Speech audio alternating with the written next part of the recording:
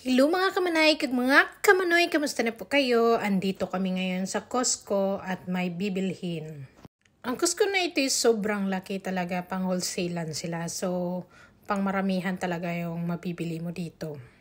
At napakaganda ito sa loob, mayroong pagkain, mayroong mga gamit. So, makapapamili ka talaga ng mga anong gusto mo. So, kailangan mo talaga yung mahaba yung oras mo sa pagpasok mo dito sa Costco na ito kasi yung mata mo mabubusog talaga. So, ayan. So, lilibutin mo yung lahat. Andyan, ang dami.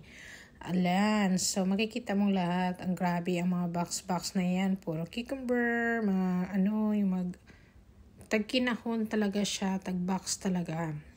So, kadalasan dito yung mga tao pumupunta dahil dito na pagpasok mo, mabibili mo na ang lahat. So, ang pinakagusto ko lang dito yung chicken nila. Parang lasang Pinoy yung lechon nila. Lechon manok. So, ayan, may Viking sila na parang Birkenstock din. Ayan. At eto na nga ang nabili ko yung chicken talaga. Chicken! Pang madalian lang ito pag wala tayong ulam. So, pupunta tayo dito sa Costco at makabili lang tayo ng buong manok na nakakamura tayo. Unlike sa ibang store, napakamahal. So, dito talaga ako bumili ng lechon manok sa Costco kasi mura lang siya at buo talaga.